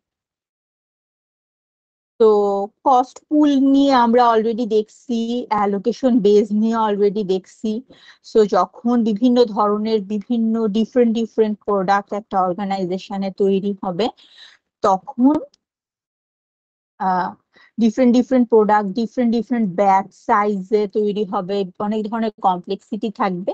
সেসব কেসে that's why ABC costing system more accurate result দিবে এই প্রোডাক্ট মার্জিন বা কাস্টমার মার্জিন সম্বন্ধে, যে আমাদের কতটুকু আসলে লাভের অংশ থাকতেছে সেইটা সম্বন্ধে। এই টার্মিনোলজি গুলো আমরা অলরেডি দেখছি। Characteristics of successful ABC implementation. ABC implementation already বুঝতে পারতেছো যে এখানে বিভিন্ন কস্ট পুলে ভাগ করা এবং প্রতিটা যে ইনডিরেক্ট কস্ট ইনকার্ড হচ্ছে ডেপ্রিসিয়েশন থেকে শুরু করে সবগুলাকে প্রিসাইজলি এই কস্ট পুল গুলাতে অ্যালোকেট করা, কত পার্সেন্ট কোন ধরনের কস্ট পুলের জন্য ইউজ হয়েছে, বারবার ইন্টারভিউ করা। এটা যথেষ্ট সময় সাপেক্ষ এবং এটার জন্য যথেষ্ট মানুষের এফোর্ট দরকার। সো এটার জন্য স্ট্রং টপ ম্যানেজমেন্টের সাপোর্ট দরকার, কারণ আমরা যদি মোর অ্যাকিউরেট ডিসিশন নিতে চাই কোনো একটা প্রোডাক্টের ব্যাপারে। কারণ আমরা অলরেডি দুই ধরনের, আমরা যে এক্সাম্পলটা দেখলাম সেখানে যে স্ট্যান্ডার্ড স্ট্যানশন আর কাস্টম হাউজিং, আমরা দেখলাম যে এবিসি কস্টিং সিস্টেম যদি ইউজ করি, আমরা স্ট্যান্ডার্ড স্ট্যানশনে দেখতে পাচ্ছি বেশ ভালো আমাদের লাভ থাকতেছিল, কিন্তু কাস্টম হাউজিং এ আমাদের বেশ ভালো পরিমাণ লস হচ্ছিল। কিন্তু যদি আমরা ট্রেডিশনাল কস্টিং সিস্টেম ইউজ করতাম, সেখানে আমরা রেজাল্ট দেখতাম সম্পূর্ণ ডিফারেন্ট। সেখানে স্ট্যান্ডার্ড স্ট্যানশনে বরং আমাদের লস হয়ে যাচ্ছে আর কাস্টম হাউজিং এ লাভ হচ্ছে। সো তাহলে আমরা এটার বেসিসে যদি কোনো ডিসিশন নিতে চাই, ডিসিশনটা ফল্টি ডিসিশন হবে।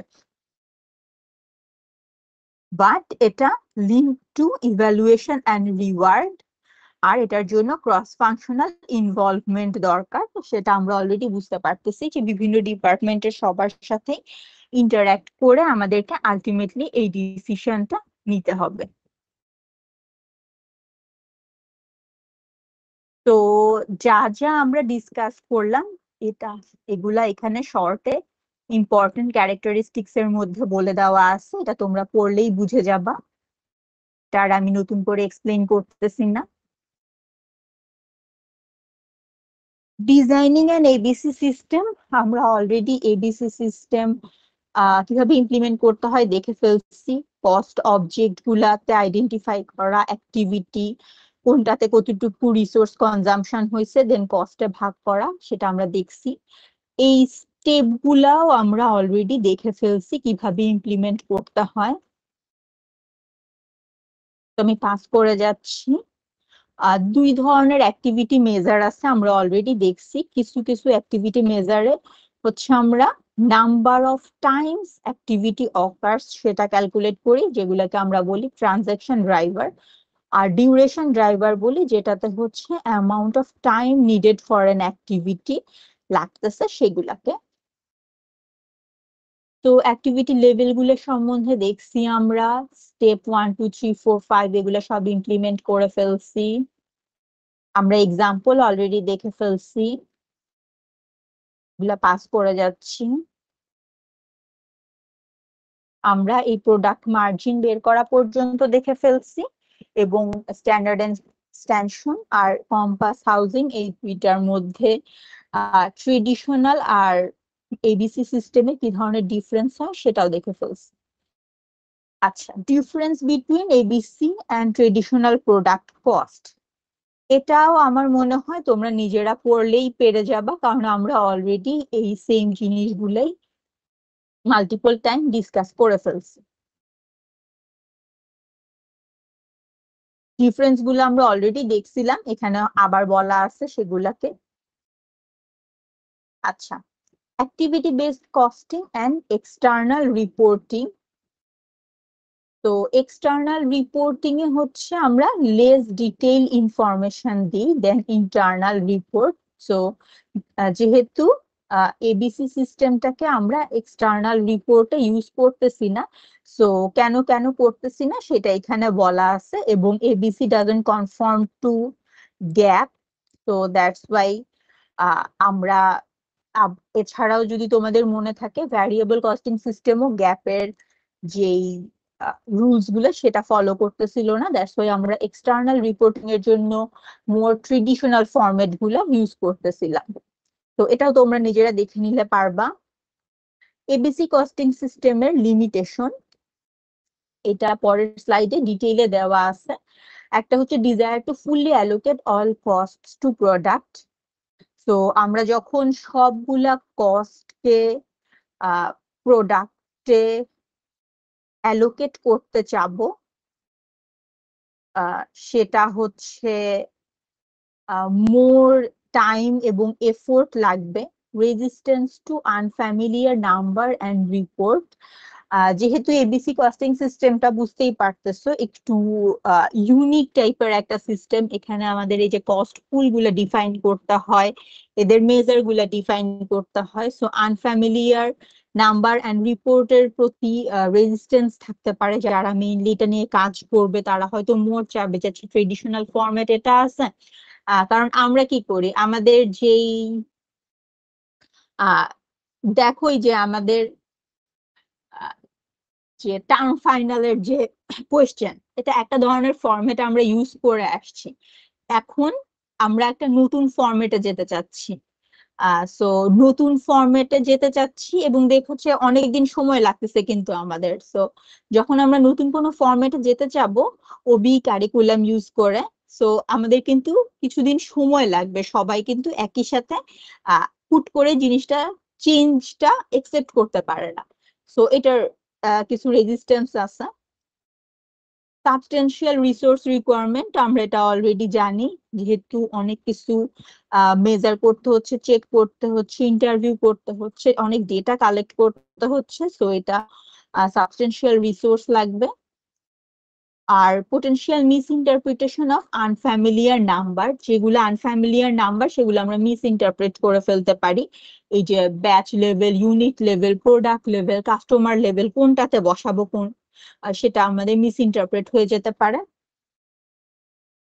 যেহেতু এইটা এবিসি কস্টিং সিস্টেমটা গ্যাপের সাথে কনফার্ম করে না, গ্যাপের রুলস এর সাথে, সো দ্যাটস ওয়াই আমাদের দুই ধরনের কস্টিং সিস্টেম ইউজ করতে হচ্ছে। একটা অর্গানাইজেশন যদি এবিসি ইমপ্লিমেন্ট করতে চায়, সো সেটা তাহলে এবিসি করবে এত এফোর্ট দিয়ে, টাইম দিয়ে, শুধুমাত্র ইন্টারনাল ম্যানেজমেন্টের জন্য, এবং এক্সটার্নাল ম্যানেজমেন্টের জন্য বা আলাদা করে রিপোর্টিং করবে। সো এটাও একটা লিমিটেশন, যেটা এত বেশি এফোর্ট অনেকেই হয়তো দিতে চাবে না। when to use ABC, এখানে 5টা ফ্যাক্টর দেওয়া আছে। যদি product lines differ in volume and manufacturing complexity, যদি ভ্যারিয়াস টাইপের প্রোডাক্ট তৈরি হয়, আমরা অলরেডি বলছি সেক্ষেত্রে হয়তো ম্যানুফ্যাকচারিং ওভারহেডটাকে সব প্রোডাক্টের উপর ইভেনলি অ্যালোকেট করে দেওয়া আমাদের জন্য ওয়াইজ ডিসিশন বা অ্যাকুরেট ইনফরমেশন দিবে না। সো যদি প্রোডাক্ট ভলিউম এবং কমপ্লেক্সিটি ডিফারেন্ট থাকে তাহলে আমাদের অবশ্যই এবিসি ফলো করলে আমরা মোর অ্যাকুরেট রেজাল্ট পাবো। Product lines are numerous and diverse. Overhead costs constitute a significant portion of total cost. যদি overhead costটাই total cost একটা significant portion হয়, এক্ষেত্রেও ABC ইউজ করলে আমরা more accurately এদেরকে allocate করতে পারবো প্রোডাক্টের উপর। The manufacturing process or the number of products has changed significantly. যদি এমন হয় যে আমাদের ম্যানুফ্যাকচারিং প্রসেস অথবা নাম্বার অফ প্রোডাক্ট চেঞ্জ হয়ে গেছে সময়ের সাথে, সো আমরা ট্রেডিশনাল স্টাইলেই যদি এখনো ওভারহেডটাকে অ্যালোকেট করতে থাকি তাহলে আমাদের ফল্টি রেজাল্ট পাবো এবং সেই অনুযায়ী ডিসিশন নিলে ফল্টি ডিসিশন হবে। Product or marketing managers are ignoring the data provided by the existing system. So এই কেসেও আমাদের এবিসি ইউজ করা মোর সুইটেবল হবে। তো এখানে একটা এক্সাম্পল দেওয়া আছে। এক্সাম্পলে কি কি দেওয়া আছে আমরা যদি দেখি, manufacturing overhead, selling and administrative expense, এখান থেকে টোটাল ওভারহেড কস্ট দেওয়া আছে। অ্যাক্টিভিটি কস্ট পুল গুলা দেওয়া আছে। দেখো এখানে 4টা কস্ট পুল ইউজ করতেছে এবং তাদের অ্যাক্টিভিটি মেজার দেওয়া আছে। এবং এই যে কস্ট গুলো দেখলাম আমরা, ম্যানুফ্যাকচারিং ওভারহেড আর সেলিং এন্ড অ্যাডমিনিস্ট্রেটিভ এক্সপেন্স, এগুলোর কত পার্সেন্ট এই অ্যাক্টিভিটি কস্ট পুল গুলার কোনটার জন্য ইউজড হয়েছে সেটাও দেওয়া আছে। তো এখান থেকে কি করতে বলতেছে, perform first stage allocation of overhead. So এখান থেকে তোমরা ফার্স্ট স্টেজ অ্যালোকেশন করে ফেলতে পারবা ইজিলি। এগুলাকে 50% দিয়ে গুণ করে যা হবে, সো জাস্ট ডলারে কনভার্ট করে ফেলবা। এটা আমরা অলরেডি দেখছি এক্সাম্পলে। Compute activity rates of the activity cost pool. তো এখান থেকে অ্যাক্টিভিটি রেট বের করতে হবে। অ্যাক্টিভিটি রেট বের করার জন্য এই যে দেখো টোটাল অ্যাক্টিভিটি গুলো এখানে মেনশন করে দেওয়া আছে। তো যত ডলার অ্যামাউন্ট পাবো আমরা সেগুলাকে যদি আমরা অ্যাক্টিভিটি দিয়ে ভাগ করি তাহলে আমরা অ্যাক্টিভিটি রেট বের করে ফেলতে পারবো। এরপর বলতেছে অফিস মার্কেট ওয়ান অফ, আচ্ছা ঠিক আছে। সো এখানে একটা স্পেসিফিক ওদের প্রোডাক্টের জন্য কিছু ইনফরমেশন দেওয়া আছে, আবার আরেকটা প্রোডাক্টের জন্য কিছু ইনফরমেশন দেওয়া আছে। তো এখান থেকে হচ্ছে আমাদের ওভারহেড কস্ট গুলা বের করতে হবে। তো এখানে সলিউশন অলরেডি করে দেওয়া আছে, এটা দেখলেই তোমরা বুঝে যাবা কিভাবে আমরা ফার্স্ট স্টেজে অ্যালোকেশন করলাম, এরপর অ্যাক্টিভিটি রেট বের করলাম, অ্যাক্টিভিটি রেট ইউজ করে কিভাবে আমরা দুইটা ডিফারেন্ট প্রোডাক্টের জন্য, একটার জন্য কাস্টমার মার্জিন বের করতে বলছে আর একটার জন্য বলছে যে তোমরা ওভারহেড কস্টটা ক্যালকুলেট করো। সো এক্সাম্পলে এভাবে দেওয়া আছে। এর থেকে বেশি কমপ্লেক্স প্রবলেম আসলে তোমাদের পরীক্ষায় আসার তেমন কোনো চান্স নাই।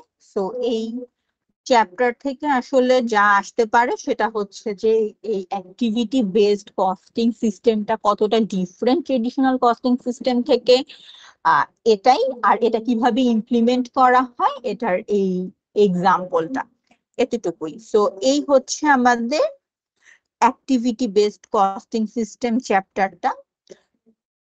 তোমাদের কি কারো কোনো কিছু নিয়ে কোয়েশ্চেন বা কনফিউশন আছে? তাহলে আমি হয়তো ক্লাসটা আজকে এখানেই শেষ করে দিব।